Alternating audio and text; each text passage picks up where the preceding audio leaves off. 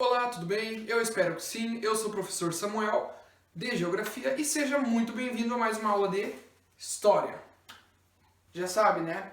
Antes de começar a aula, busca caderno, caneta e anota tudo que tu achar importante. Por favor, é muito importante as anotações durante a aula. Se não quer anotar e escrever ao mesmo tempo, então pausa o vídeo, faça as anotações, da forma que for melhor para ti. Mas, por favor, faça anotações. Como eu falei na aula anterior de História, que no caso foi a primeira que eu fiz pro canal, e como eu acabei de falar, eu sou formado em Geografia, né? Mas eu espero que vocês, estudantes, tenham gostado da aula anterior, onde nós falamos sobre os povos pré-colombianos e a colonização espanhola e inglesa na América. Espero que tenha sido uma aula legal, produtiva, que tenha agregado um pouco na vida de vocês, que tenha havido a construção do conhecimento e espero que haja nessa também, tá? Fiquem sempre muito à vontade para fazer algum comentário abaixo, seja uma crítica construtiva, seja um elogio, tá? Sou bem tranquilo quanto a isso. No mais, vamos para mais uma aula de História, então. Se na aula anterior nós abordamos sobre a ocupação, a exploração e tudo que envolveu a chegada dos europeus aqui no continente americano, no caso espanhóis e ingleses, nós não poderíamos deixar de abordar também a colonização portuguesa na América, né? Afinal, os portugueses tiveram grande influência no nosso país, tanto na questão do tamanho dele hoje, na sua estrutura, né, enquanto território, quanto em muitas coisas, muitas heranças e muitas negativas que eles nos deixaram aqui. Né? Eu quero que vocês compreendam que nessa aula eu vou tentar não ter aquela visão eurocêntrica que nós costumamos aprender na escola. O que é uma visão eurocêntrica? É aquela visão segundo a visão dos europeus, né? Por quê? Porque eles vão contar aquilo que convém a eles, né? Aliás, eles contaram aquilo que convém a eles. Então, de que forma eu posso tentar fugir um pouco desse caminho? Questionando, né? Eu não vou conseguir ir tão além, porque, de fato, o que hoje a gente tem da história, o conhecimento, muito vem da visão dos europeus, e não quer dizer que tudo esteja errado, ou que tudo foi modificado segundo os interesses deles, mas muita coisa foi, né? Então, o que a gente pode fazer a respeito disso é questionar. Então, sempre estejam nas minhas aulas muito abertos a questionamentos, críticas e reflexões. Quais são os meus objetivos, então, para essa nossa segunda aula de História? Que vocês compreendam quem eram os povos nativos, ou seja, quem eram os povos que estavam aqui quando os portugueses chegaram. Nós vamos analisar a relação entre os portugueses e os índios, que são os povos nativos a quem eu acabei de me referir. Vamos identificar os objetivos da coroa. Quem é a coroa? Coroa portuguesa. Identificar o que eles queriam aqui, tá? Compreender o que eram as capitanias hereditárias, o governo geral e as câmaras municipais, e também formar um olhar crítico sobre o contexto do Brasil colônia, tá? E para alcançarmos esses objetivos, temos como metodologia a exposição do conteúdo através de tópicos e mapas mentais, assim como em todas as minhas aulas, porque é um método que eu gosto e eu também vejo que os alunos gostam, né? Vamos ter também análise de mapas e ilustrações, que são indispensáveis, e questionamentos e reflexões, certo? Bom, e antes de ir para o conteúdo, eu já começo a aula fazendo justamente um questionamento, inclusive com um emoji aqui de dúvida, né? A gente ouve muito o pessoal falar, e aqui já entra a questão que eu acabei de abordar sobre a visão eurocêntrica. Nós ouvimos muito falar do descobrimento do Brasil pelos portugueses, o descobrimento dos europeus aqui da América, né? Mas eu pergunto, quando alguém descobre algo, essa pessoa, esse indivíduo descobriu o que antes não se tinha conhecimento, né? Tá, vamos pegar uma coisa atual, uma questão atual, a vacina contra a Covid-19, né? Contra o coronavírus. Quem descobrir isso vai estar descobrindo algo que antes não tinha, né? Isto é um descobrimento. Mas agora, em relação, então, à chegada dos portugueses, será que É justo com os povos que aqui viviam. É justo falar que os portugueses descobriram o Brasil, mas se já tinha uma vida aqui antes, se já tinham milhões de indígenas, se tinham centenas de povos com sua cultura, com suas línguas, com seu modo de vida, era uma sociedade constituída. É justo falar que os portugueses descobriram e não os que já estavam aqui? Então, é um questionamento que eu sempre faço aos meus alunos e é o que eu cobro, né? Então, professor, mas que termo que a gente pode usar? Porque a gente sempre aprendeu que eles descobriram. Eu gosto da palavra encontraram. Os portugueses encontraram o Brasil, né? Quem descobriu foi quem chegou aqui primeiro, né? Lá há muito tempo atrás, né? Há milhares de anos, digamos. Então, fica essa pulga atrás da orelha de vocês, tá? E eu espero que vocês reflitam a respeito. A Constituição Federal de 1988 consagrou o princípio de que os indígenas são os primeiros e naturais habitantes dessas terras o quê? Do Brasil. E reconhece o seu direito sobre elas. Pessoal, está na Constituição, que bom, que os índios têm direito a esta terra. Mas vem mais um questionamento agora. Eles são respeitados quanto a isso? Não, porque assim, ó, o que a gente ouve, e ainda é pouco, sobre a questão dos conflitos entre fazendeiros e indígenas. Por que tem conflito? Porque é muito comum que fazendeiros, não só fazendeiros, mas também aqueles responsáveis pelo desmatamento ilegal, que é crime ambiental, né? Os responsáveis pela mineração também, ou enfim, é normal eles invadirem territórios que são dos indígenas, né? Então, assim, se alguém invade a tua casa, o que tu faz? Tu convida? Ah, pode vir, quer roubar? Ah, então vem, fica à vontade, depois tu vai embora. Ou tu se adona daqui, daí eu vou embora. Qual vai ser a reação? Né? E daí o povo, numa visão construída de forma preconceituosa, um preconceito estrutural, né? O povo costuma, então, provavelmente direcionar a culpa desses conflitos, que às vezes geram até morte, aos indígenas. Mas eu pergunto, quem invadiu lá em 1500 as terras de quem? Quem provocou mortes? Quem dizimou milhares ou milhões de indígenas? Quem assassinou essa população? Né? E hoje, como é que eles são tratados? Eles têm todos os direitos assegurados? Talvez a maior parte deles na Constituição, mas e na prática? Como é que isso funciona? Né? Então, assim, ok, é muito bonito na teoria eles terem o direito, eles terem o seu espaço na Constituição. Muito bonito e totalmente justo, totalmente necessário, mas e na prática? Os governos estão se empenhando para garantir. Não, porque não é o que eu estou vendo. Eu estou vendo um governo que, ao invés de ajudar, ele está colaborando com os fazendeiros, obviamente, e contribuindo para esses conflitos, essas tensões aumentarem. E não para ajudar a população indígena, né?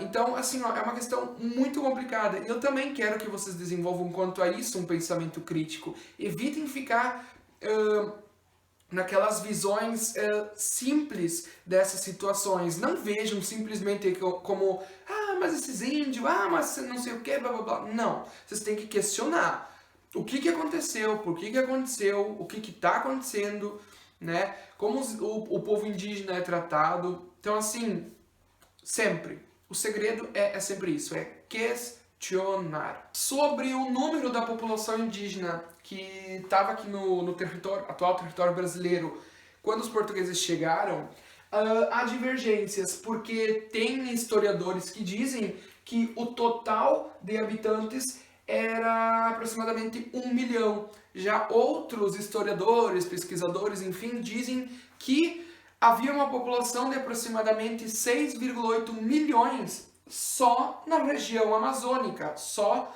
lá na porção norte do país, então desconsiderando o resto, né? Então há uma divergência aí. Então vamos dizer que, sei lá, tinha que fazer uma média daqui, então dizer que tinha cerca de 4, 5 milhões, né?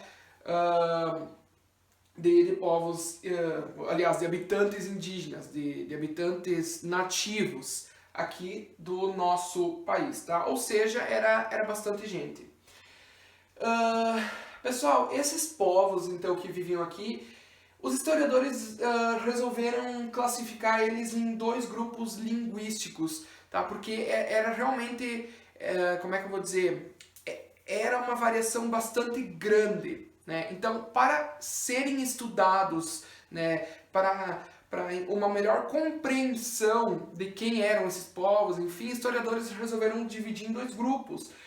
O grupo Tupi e o grupo Macro-G. Só que esses dois grupos eram também divididos em outros grupos. E, por exemplo, dentro do grupo Tupi, tinham os Tupi-Guaranis, tá? E agora eu vou abordar rapidamente sobre esses Tupi-Guaranis, porque eles eram o grupo mais numeroso do que todos os outros, tá? E também porque os portugueses tiveram o primeiro contato com o povo indígena, que era do grupo Tupi-Guarani, tá? Então, um destaque aqui para eles. E onde eles viviam? No litoral do norte do Brasil, até o Rio da Prata, no Uruguai. Lá embaixo na ponta, lá no Uruguai, é onde tem a foz, onde desemboca, né? Onde o rio Uruguai e também o Rio Paraná largam as suas águas, tá? No Oceano Atlântico, obviamente.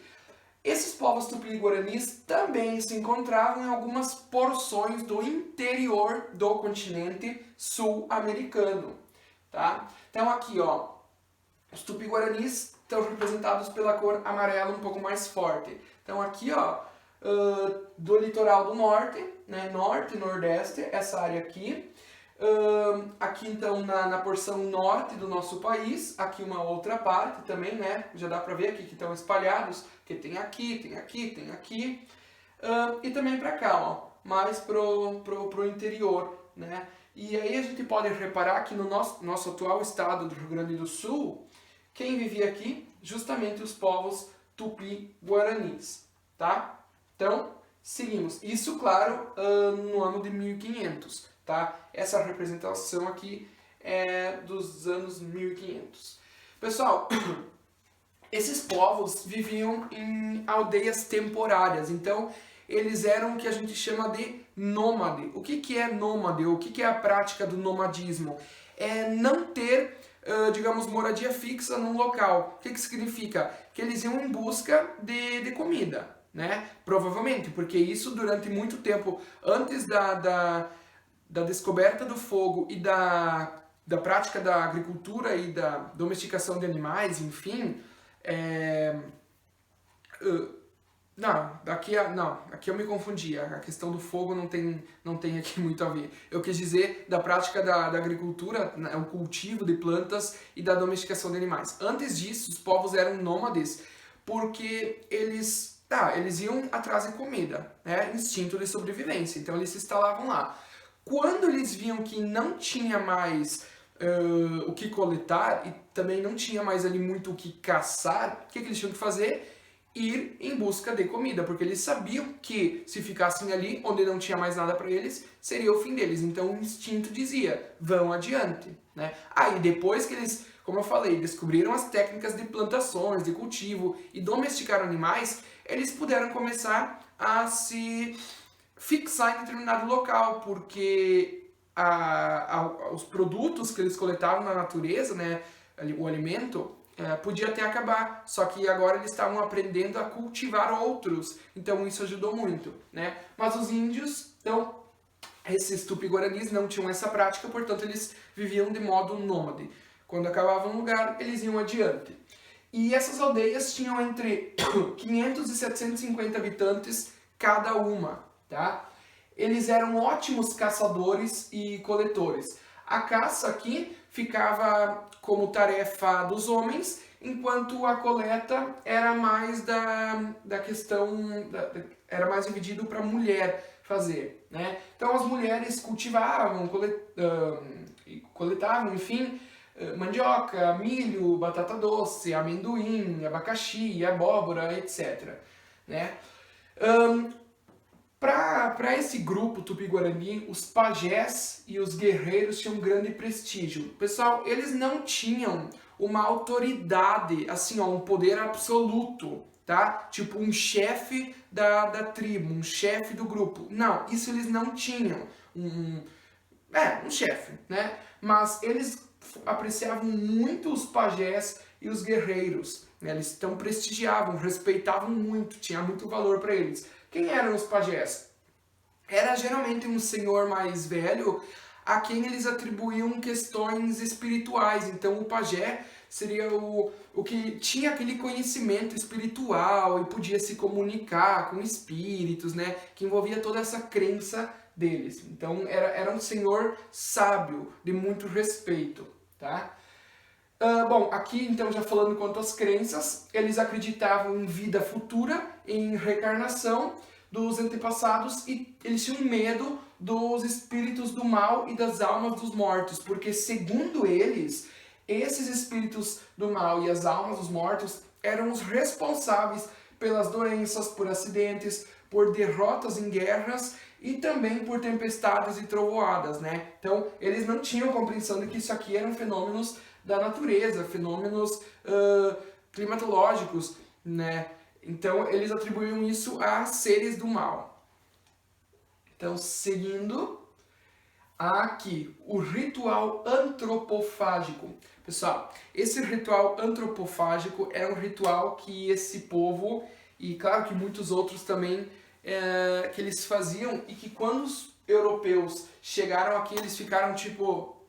Meu Deus do céu, o que eles estão fazendo? Por quê? Porque esse ritual aqui envolve comer carne humana. Sim, oh meu Deus, que nojo! Só que, pessoal, como diz aqui o nome, ritual, tá? Então o que eles faziam?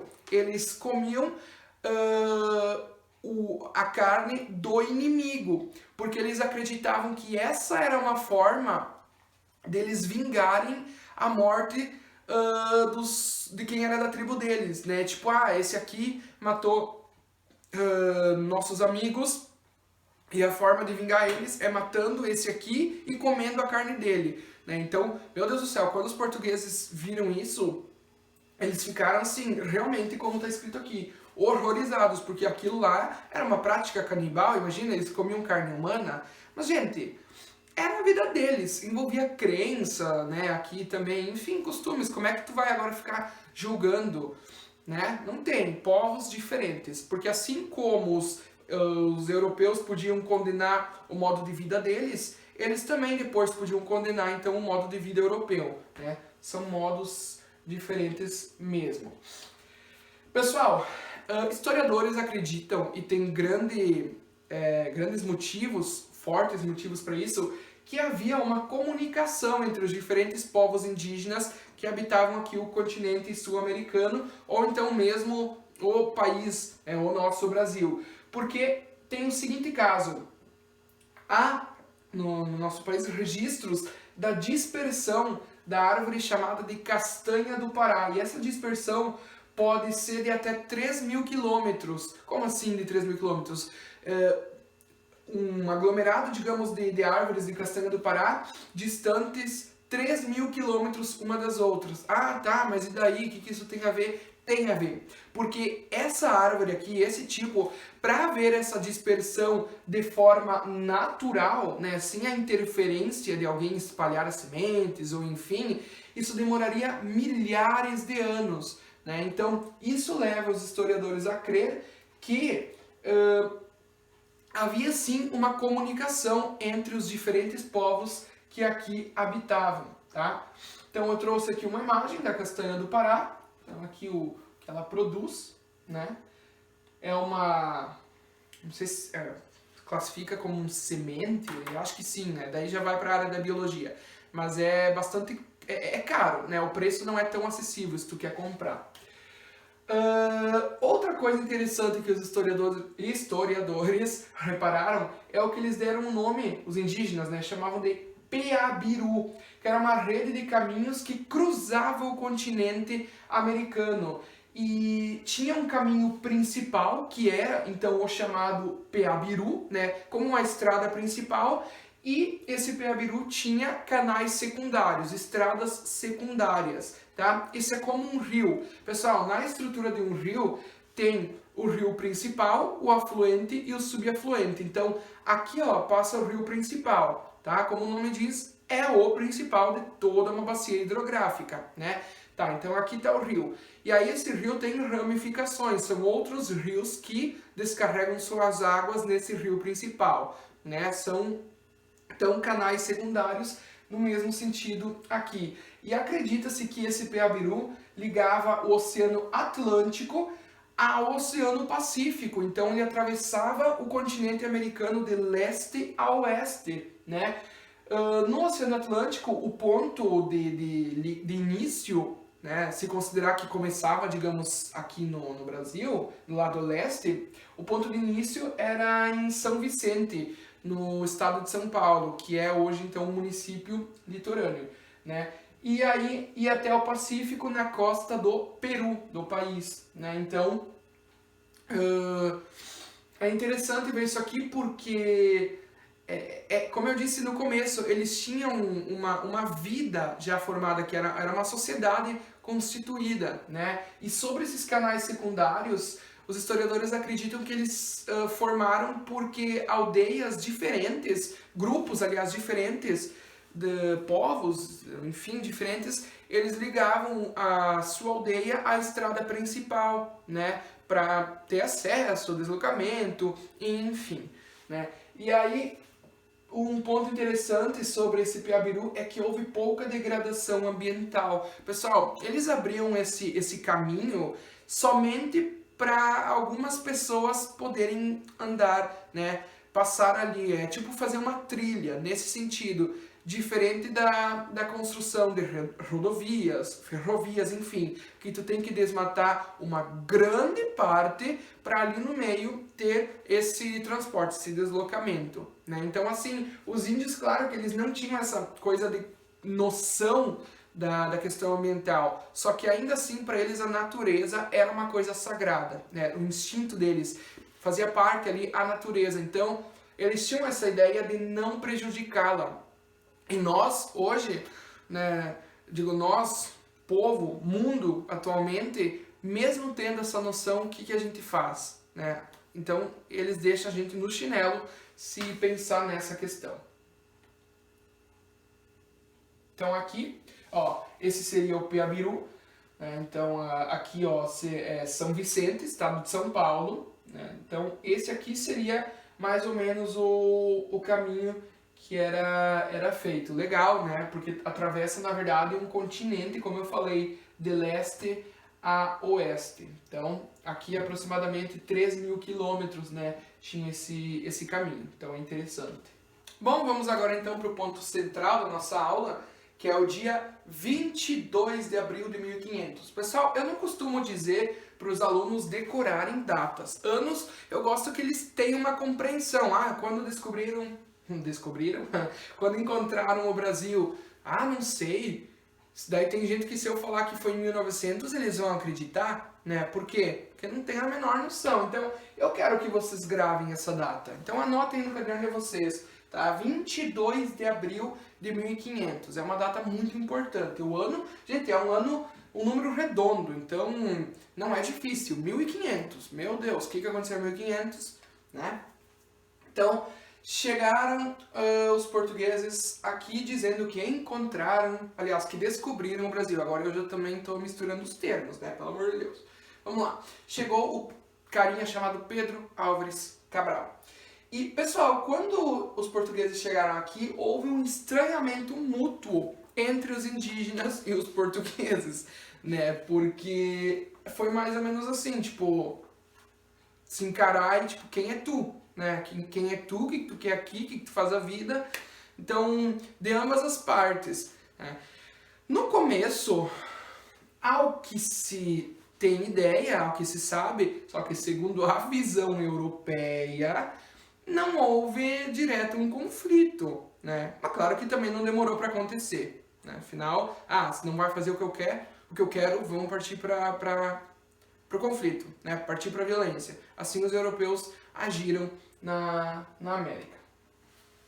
Pessoal, junto com Pedro Álvares Cabral, veio um cara chamado Pero Vaz de Caminha. Ele era um escrivão e a função dele era informar ao rei de Portugal sobre essa nova terra que eles tinham encontrado, né? Então eu vou ler para vocês um trecho da carta que ele escreveu. Eu quero que vocês prestem bastante atenção. Inclusive, eu não vou aparecer no vídeo, eu vou ali do lado do celular para a voz ficar mais alta e vocês podem acompanhar a leitura na TV, certo? Vamos lá. Então, disse... Opa, tremeu aí a câmera, desculpa. Então, disse Pero Vaz de Caminha: a feição deles é parda, um tanto avermelhada, com bons rostos e bons narizes, bem feitos. Andam nus, sem nenhuma cobertura, não fazem o menor caso de encobrir ou demonstrar suas vergonhas. E nisso tem tanta inocência como em mostrar o rosto. Ambos traziam o lábio de baixo furado e metido nele seus ossos de verdade. Os seus cabelos são lisos, e andavam tosquiados, de tosquia alta, e rapados até por cima das orelhas. Quando eles vieram, o capitão estava sentado em uma cadeira, bem vestido, com um colar de ouro muito grande no pescoço, e tendo aos pés um grande tapete como estrado. Eles entraram, mas não fizeram nenhum gesto de cortesia, nem sinal de querer falar ao capitão ou alguém. Um deles, porém, reparou no colar do capitão e começou a acenar para a terra e depois para o colar, como se nos quisesse dizer que na terra também havia ouro. Deram-lhes comida, pão e peixe cozido, doces, bolos, mel e figos passados. Não quiseram comer quase nada disso e, se alguma coisa provavam, logo cuspiam. Trouxeram-lhes vinho numa taça, mal o puseram na boca, não gostaram. Trouxeram-lhes água numa caneca, não beberam, apenas bochechavam e logo lançaram fora. E aí eu tenho aqui embaixo para vocês um questionamento da veracidade desse depoimento, da veracidade do que foi dito nessa carta. Teria sido exatamente assim? Será? Será que o encontro deles foi assim? Os portugueses... vamos oferecer nossa comida, vamos ver se eles gostam. Não sei como é que eu vou dizer que sim, que não. Talvez foi, mas talvez não foi nada disso, né? Talvez os portugueses não foram assim queridinhos e gentis com os verdadeiros donos dessa terra aqui, né? Os povos nativos. Mas é a visão eurocêntrica, justamente sobre isso que eu estava falando antes. É isso que eu digo, que tem que questionar, que tem que refletir. A resposta nós não vamos encontrar, afinal, né? Mas o questionamento nós somos livres para fazer. Então, seguindo. Bom, olhar eurocêntrico, como eu já falei. Pessoal, os portugueses, claro, não só os portugueses, mas os europeus de modo geral, nas terras que eles chegavam, nas terras que eles encontravam, eles se achavam superiores, né? Então, com os portugueses não foi diferente. Eles se achavam superiores aos povos que aqui habitavam. E, segundo eles, os índios precisavam ser catequizados e civilizados, ou seja, era um povo considerado selvagem, né? Então, o que a gente tem que fazer? Nós temos que transformar eles em pessoas como nós, ter os nossos costumes, ter a nossa cultura, ter as nossas crenças, porque o jeito deles de viver está errado. Então, já tem essa questão, né, de apontar o dedo e dizer, tu tá errado porque eu tô certo e pronto, final. Assim já agiram de cara, né? Então, por exemplo, imagina os portugueses chegando aqui e vendo os índios nus, né? Não se importam em mostrar suas vergonhas.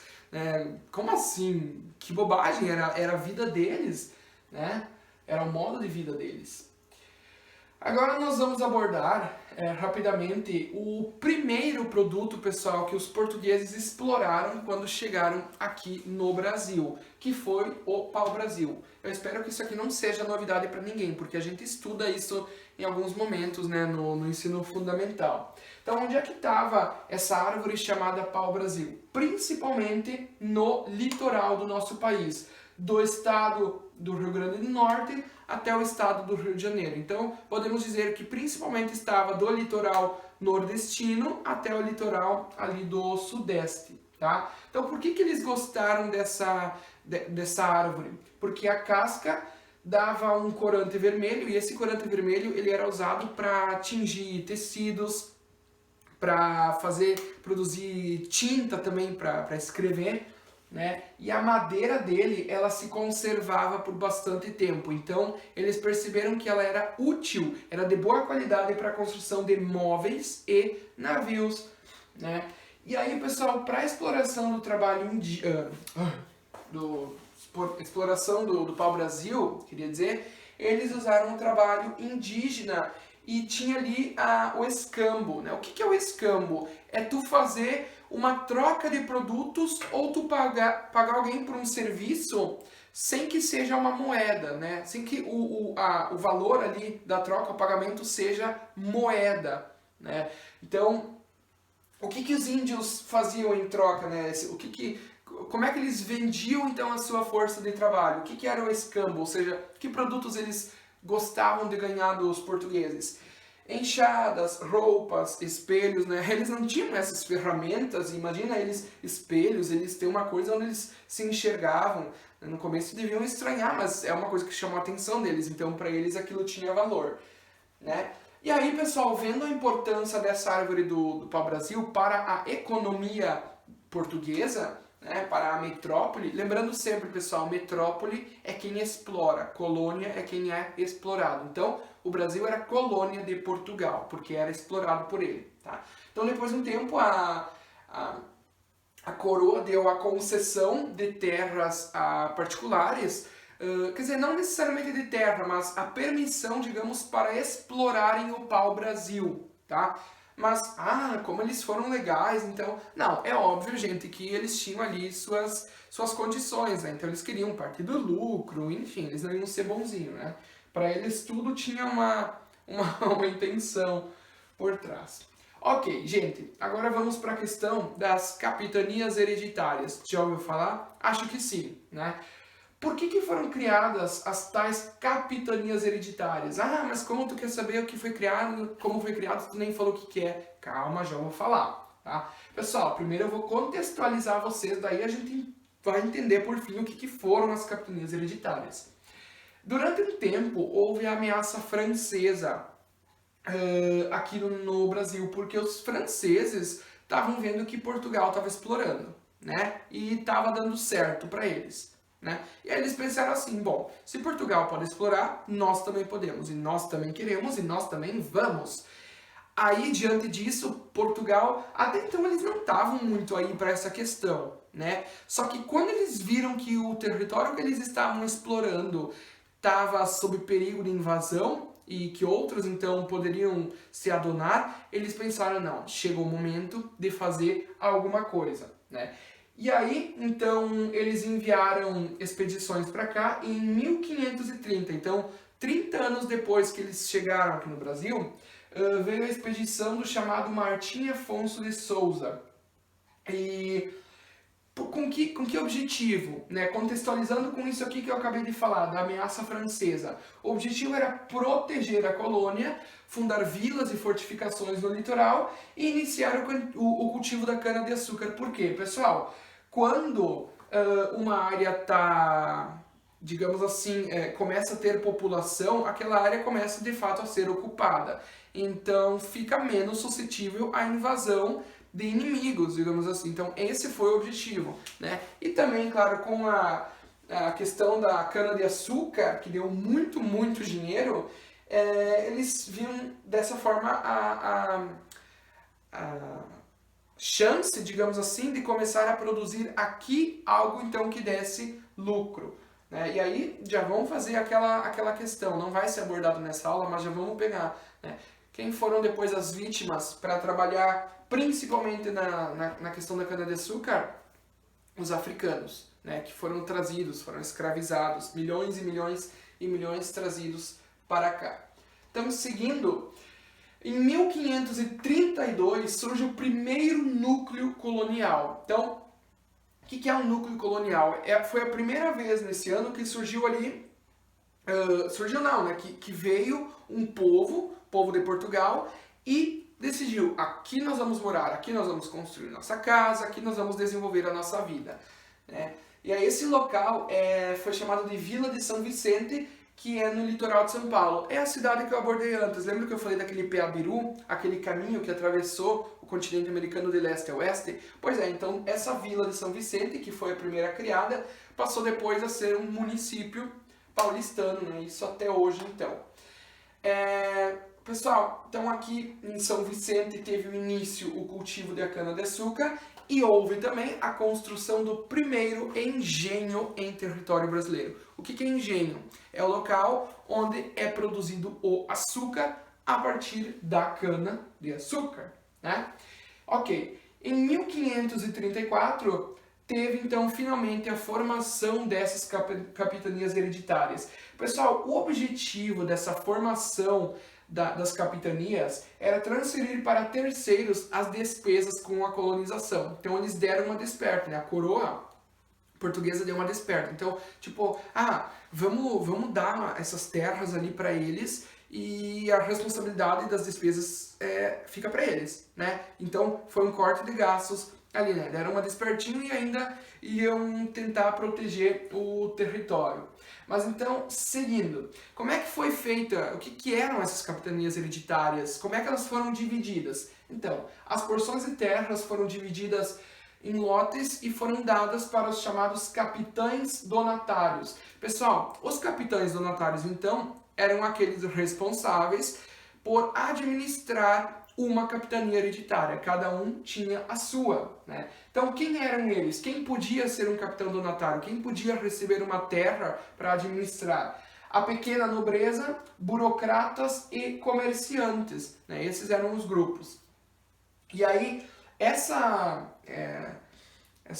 digamos, o momento que eles davam esse pedaço de terra, esse lote de terra, era através da carta de doação. Então, o que dizia essa carta de doação? Que eles iam conceder aquela terra, mas eles não iam dar a terra, no sentido de, tá, tu pode morar lá, tu pode administrar ela, mas ela não é tua, ela continua sendo da coroa portuguesa, entendem? Então eles estavam arranjando alguém para administrar, para cuidar do território brasileiro, né, dividido então em porções, em capitanias, proteger de inimigos, enfim, só que isso ainda tudo pertencia à coroa, não era, tu não pode agora vender ou querer doar a tua capitania. Não é tua, ela pertence à coroa portuguesa, né? Então, claro, gente, eles não eram bobos nem nada, né? Ok, seguindo. Nessa época tinha então o chamado foral. O que era esse foral? Era um documento onde constavam os direitos e os deveres dos capitães. Que capitães? Os capitães donatários, que eram aqueles que recebiam os lotes de terra para cuidar, que recebiam uma capitania hereditária, né? Então, o que eles podiam fazer? Eles podiam fundar vilas, exercer a justiça e cobrar impostos dos moradores. Podiam também apresar e escravizar índios, tu vê, né? Isso era tipo assim, tu tem o direito de escravizar índio? Tem, né? Bem normal, né? Assim, vamos escravizar pessoas. Os capitães ficavam com parte dos lucros, óbvio que a maior parte ia para a coroa, né, para a metrópole, mas devido ao cargo que eles estavam exercendo, parte dos lucros ficavam para eles, e eles podiam também passar em rios e portos, né? Eles podiam navegar, digamos assim. Só que, o que aconteceu, pessoal? As capitanias, elas não deram tão certo assim, elas foram condenadas ao fracasso. Por quê? Em primeiro lugar, pela falta de recursos. Quando eu falo em recursos, eu falo disso aqui que eu botei aqui, ó, de dinheiro, tá? Faltou investimento, faltou recurso para essas capitanias realmente terem sucesso.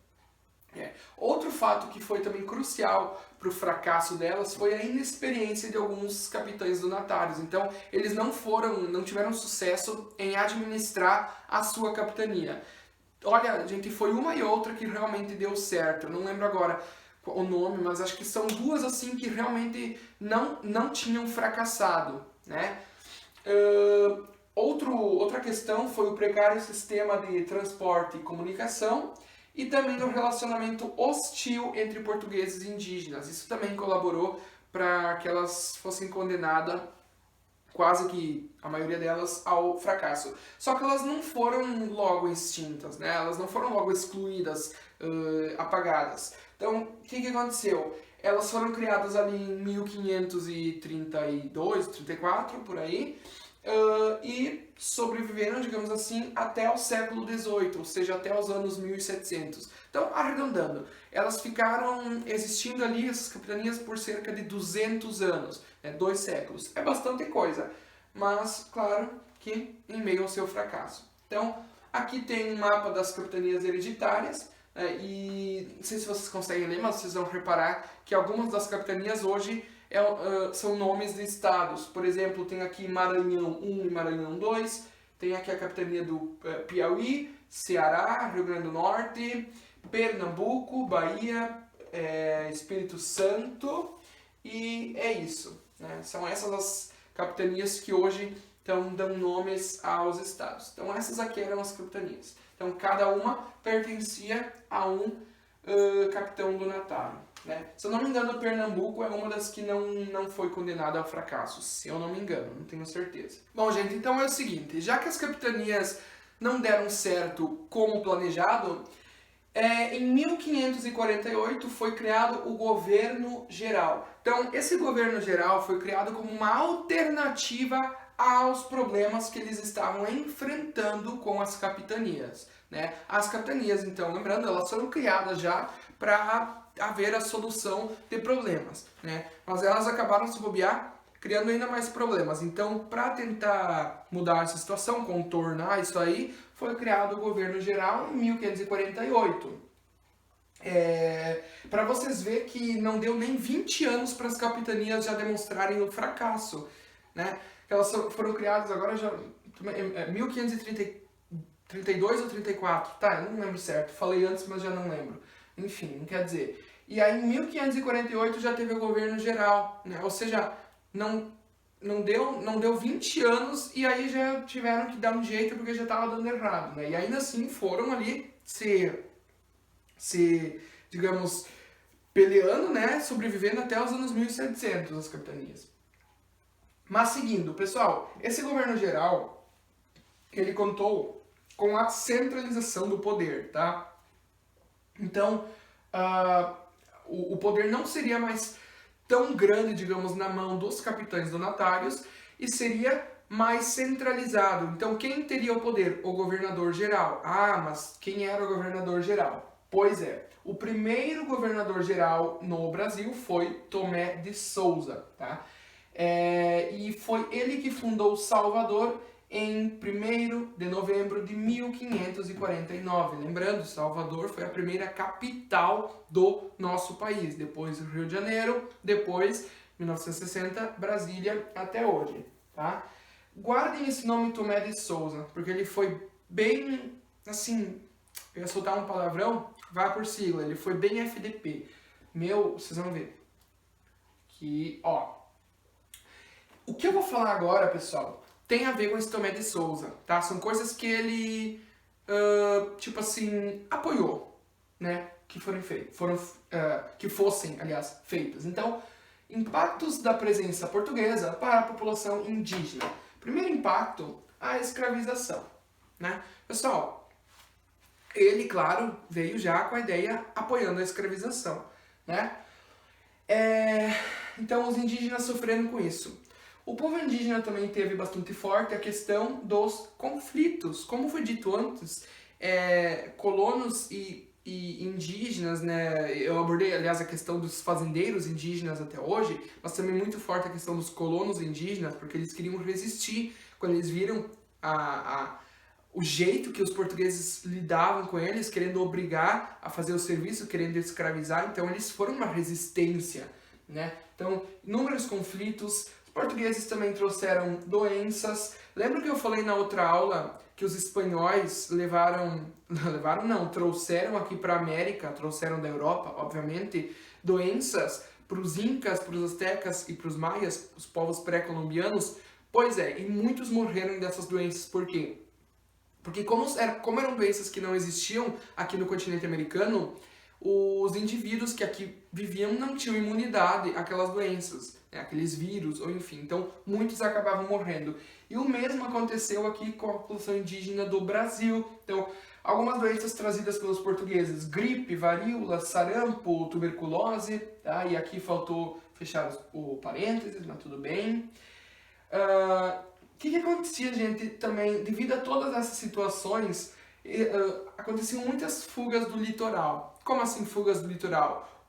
No litoral tinha a exploração do pau-brasil. Tinha depois o cultivo da cana-de-açúcar. Quem era para fazer o trabalho, inicialmente, antes deles escravizarem os africanos? Os indígenas, né? Mas, como eu falei, eles tentaram resistir. Então, muitos fugiam do litoral para o interior do continente, para fingir dessa vida onde eles seriam escravizados, né? E aí tem início com o aval desse carinha que eu falei antes, do Tomé de Souza, teve o início o tráfico de negros da terra. Claro que entre parênteses, para dizer que esse era um nome, uma forma, aliás, uma expressão pela qual eles eram conhecidos, os indígenas, né? Negros da terra, tipo os nativos, os negros daqui, os não brancos daqui, né? E aí, gente, em 1548, o Tomé de Souza autorizou a destruição de aldeias, a matar e a punir os rebeldes. Então, não bastasse eles capturarem para escravizar, ele ainda disse assim: se alguém quiser resistir a isso, né, aí vocês podem então atacar as aldeias, podem botar fogo, podem matar. Que raiva, né? Isso mesmo.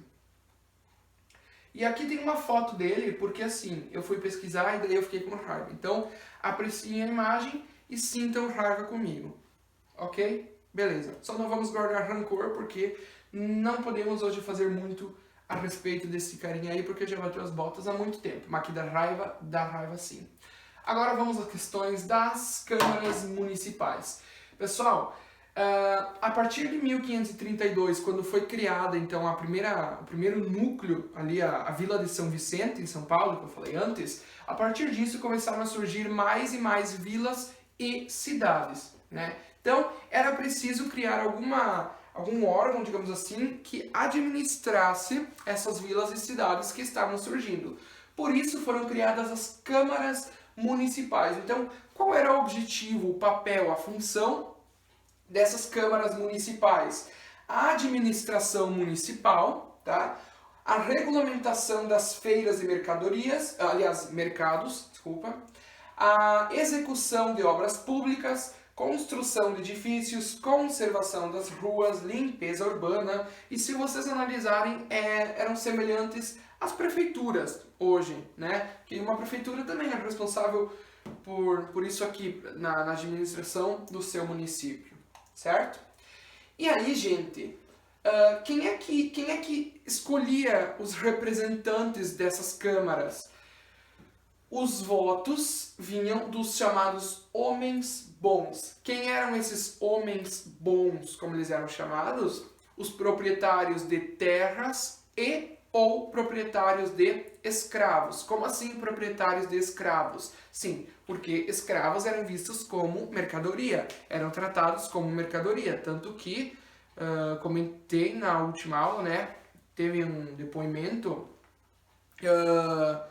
de um nigeriano, se não me engano, que eu li para vocês, falando que quando chegaram aqui no Brasil, né, saíram, então desembarcaram do navio negreiro, pararam todos numa praça onde eles analisavam a idade, o porte físico, o que sabia fazer, ou enfim, né? Então, eu quero comprar esse e também quero comprar aquele, porque isso e aquilo, né? Então, realmente, eram vistos como mercadoria, né? Por isso, proprietários. Desumano, mas parte triste da nossa história, né?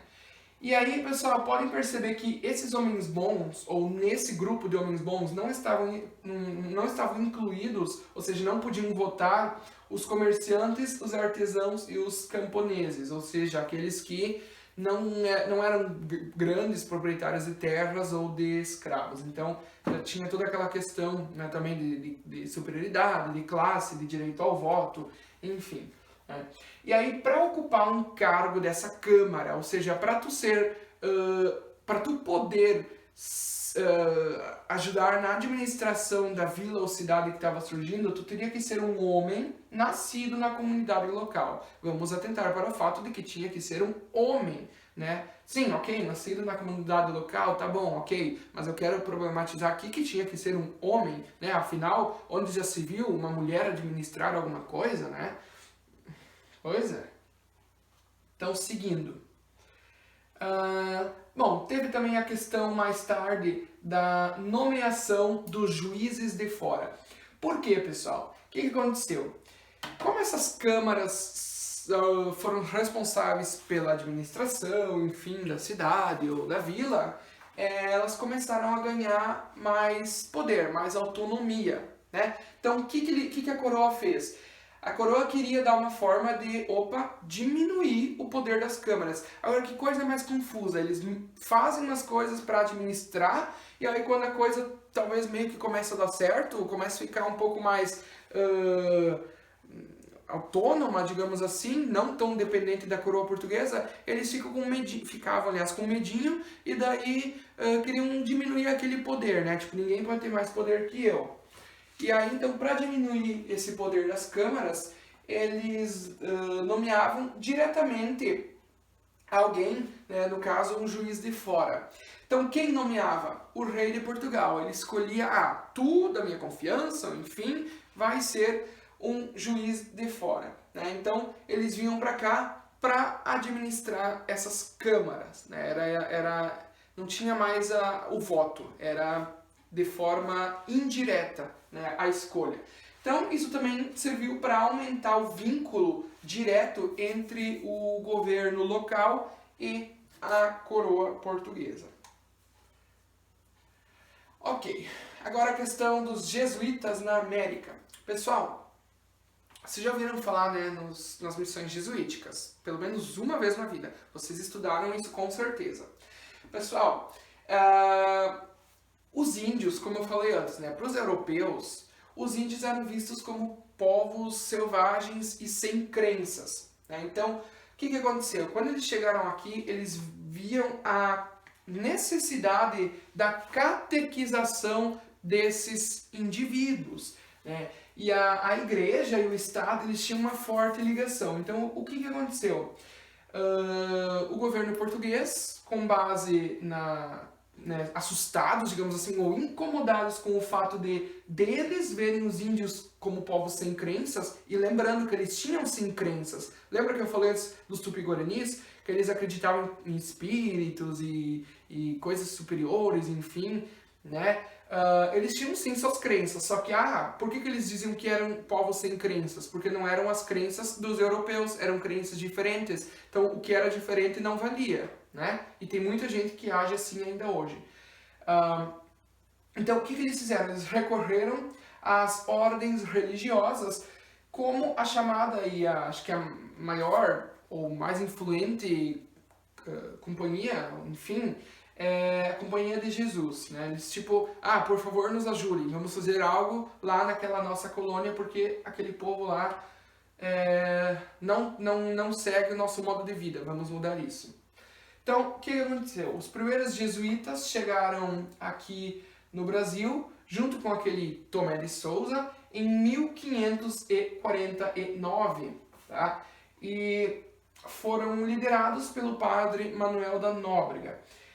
Pessoal, no Mato Grosso do Sul e em toda a região sul, também algumas partes da Argentina, Paraguai, Uruguai, enfim, os responsáveis pelas missões jesuíticas foram os espanhóis. Então aqui no sul teve, claro, missões jesuíticas, tem ali as ruínas de São Miguel, né? e os responsáveis foram os espanhóis, porque naquela época essa parte do território brasileiro ainda não pertencia a Portugal, e sim a Espanha, tá? Então vamos lá. Pessoal, algumas atitudes ou algumas coisas que fizeram essas missões jesuíticas. Se alojaram, né, claro, em primeiro lugar, se alojaram no local, e aí nesse local elas fundaram igrejas e escolas, e os jesuítas aprenderam o tupi e elaboraram uma gramática. Oh, que legal! Eles se dispuseram a aprender a língua dos índios. Oh, vai vendo. Aí eles também utilizavam, aliás, o canto e o teatro no ensino do português e dos dogmas católicos. Eles ensinaram canto e teatro para os povos indígenas e ensinaram português, os dogmas católicos. Tá, vamos seguir. Ajudavam na luta contra a escravização pelos colonos. Não, calma aí. Se tu vai criticar os jesuítas, o errado é tu. Até agora tu só falou coisas legais que eles fizeram. Pensa, eles defenderam os indígenas da escravização, eles foram contra os colonos e falaram, aqui tu não pisa mais. Que queridos eles foram. Seguimos, vamos vendo. A partir dos 13 anos, todo índio deveria trabalhar. Então eles plantavam mandioca, frutas, hortaliças, criavam cavalos, bois, porcos, galinhas, ovelhas, perus. E nas escolas, os jesuítas ensinavam os índios a ler, escrever, tocar instrumentos e tinham aulas de religião. E aí eu fiz ali o questionamento que não pode faltar. Tudo isso foi bondade? Não. Pessoal, tudo isso que eles fizeram foi para aos poucos modificar o modo de vida que os indígenas levavam e apresentar para eles de forma cada vez mais intensa o modo de vida europeu, né? Então, todas essas questões podem ser vistas como, mas eles foram legaizinhos, ajudaram e tudo. Não, tá? Não foi bem assim. Eles estavam, na verdade, preocupados em tornar os índios diferente daquilo que eles eram, diferente da essência que eles tinham até então. Eles queriam catequizar, queriam transformar os índios em católicos, queriam que tivessem os costumes dos europeus. Isso é certo? Condenar uma cultura e querer e obrigar, né, na verdade, tu a adotar um outro estilo de vida, isso não é legal. E quanto a isso aqui de ajudar na luta contra a escravização pelos colonos, né, tem um ponto interessante, porque surgiram alguns conflitos entre jesuítas e colonos. Por quê? Porque os colonos acusaram os jesuítas de monopolizar a mão da obra indígena em benefício próprio. Isso tem sentido. Claro, eu não estou dando razão para os colonos. Os colonos queriam capturar os indígenas para escravizar eles, né? Só que os jesuítas daí foram contra os colonos, mas eles não estavam interessados em, não vamos deixar eles serem escravizados, porque eles queriam os indígenas trabalhando só para eles. Entenderam a jogada? Não é que eles foram bonzinhos. É por isso que eu questionei antes se foi bondade. Não, né? Então, os colonos acusaram e aí foi uma série de conflitos entre eles até chegar ao ponto da invasão das bandeiras nas missões. O que eram essas bandeiras? Tinham dois tipos. As bandeiras que iam através de pedras e metais preciosos, né, e também as bandeiras que iam atrás de indígenas para escravizar. Então essas bandeiras invadiram as missões e aí foi uma briga total, um monte de morte também, fogo, enfim, né? E aí, outro fato, pessoal, que ajudou, é mais uma coisa que não deu certo nas missões jesuíticas, mas o que colaborou também para isso, além do que foi abordado até aqui, foi que a riqueza e o poder da Companhia de Jesus passou a incomodar a coroa. Mais uma vez, a coroa tinha pedido ajuda, né, tinha decidido criar algo, e aí depois se incomodou com o poder que essa coisa criou, né, que essa coisa, digo, de tantas criações, invenções, ideias. Cria a Câmara Municipal, mas ela está tendo poder, vamos acabar com a Câmara Municipal. Pede ajuda das missões jesuíticas, elas adquirem poder, vamos acabar com as missões jesuíticas. Então, a partir do momento que algo desenvolvia poder, a coroa queria eliminar, né? Por isso, em 1759, os jesuítas foram expulsos de todas as colônias de Portugal, tá? Então, aqui, mais ou menos o esquema de como era uma missão jesuítica. Então, aqui tem uma igreja, colégio, uma horta, um pomar, trevaria, enfim, né? E era mais ou menos uma vila. Então, aqui eles viviam. Aqui era a praça. Aqui outro ponto. Pessoal, que é importante falar sobre a Inquisição. O que foi essa Inquisição? Da Igreja Católica, tá? Para começar, que a Igreja Católica nunca aceitou quem pensava diferente, então eles perseguiam, né? Então, quem essa Inquisição perseguia principalmente? Os judeus, né? Também os cristãos novos. Esses cristãos novos eram judeus que recém tinham se convertido ao catolicismo. Perseguiam também praticantes de rituais religiosos indígenas e africanos. Então, isso aqui, gente, práticas de rituais religiosos indígenas e africanos, a igreja via isso assim como de forma abominável, né? Eles achavam que os índios e os africanos entravam em contato com seres do mal, com demônios e, meu Deus do céu, todas essas crenças, né? Então eles perseguiam. Então, eles chegaram aqui no Brasil em 1591, e aí há algo que se chama de Éditos da Graça. O que é isso? É o seguinte, numa praça, essa Inquisição reunia a população e lia todas as faltas que eles iriam vigiar. O que são faltas? Todas as coisas que eles consideravam erradas e que eles iam ficar de olho aberto.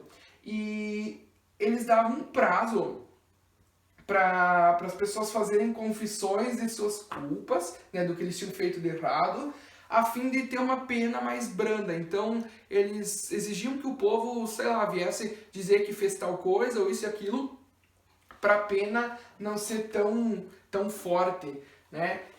E aí, que tipos de punições existiam? Multas, confiscos de bens, penitências públicas, degredo é o banimento, é expulsar de determinado local, tipo aqui tu não volta mais, né? Prisão perpétua e até condenação à morte na fogueira. Vocês já ouviram falar de caça às bruxas? Foi muito forte durante o período medieval, a Idade Média, também chamada de Idade das Trevas, que é onde a igreja tinha o poder máximo, o poder absoluto.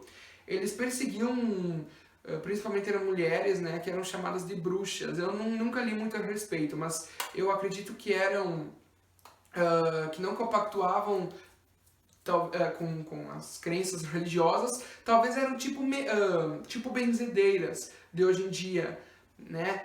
E aí eram vistas como bruxas, ou que lidavam mais com questões naturais, de ervas e chás. Então, era uma visão assim distorcida das coisas que a igreja tinha. Então eles iam atrás, porque para eles eram bruxas que eram possuídas por um ser maligno, enfim, e aí eles condenavam elas à fogueira. Tem até um filme do Nicolas Cage que se chama Caça às Bruxas, tá? Então aqui uma imagem para vocês, provavelmente uma pessoa sendo julgada pela Inquisição, né? E aqui a imagem de um senhor na fogueira. Então aqui um membro da Inquisição com a cruz, né, ali, tipo, sai demônio, e o homem ali queimando na fogueira. Simples assim. Dessa forma eu encerro esta nossa segunda aula de História. Eu espero que tenha sido produtiva para vocês.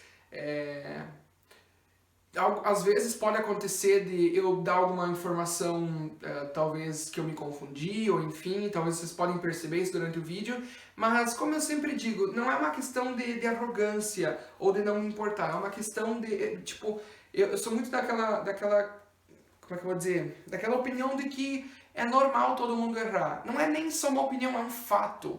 Todo mundo erra. Então, se em alguma aula minha, tanto faz história, geografia, pode acontecer também, eu me confundi com alguma coisa, às vezes tu fala uma palavra errada e tu nem percebe, enfim, isso é muito normal, né? Qualquer coisa, eu peço desculpas, espero que isso não atrapalhe no aprendizado de vocês, tá?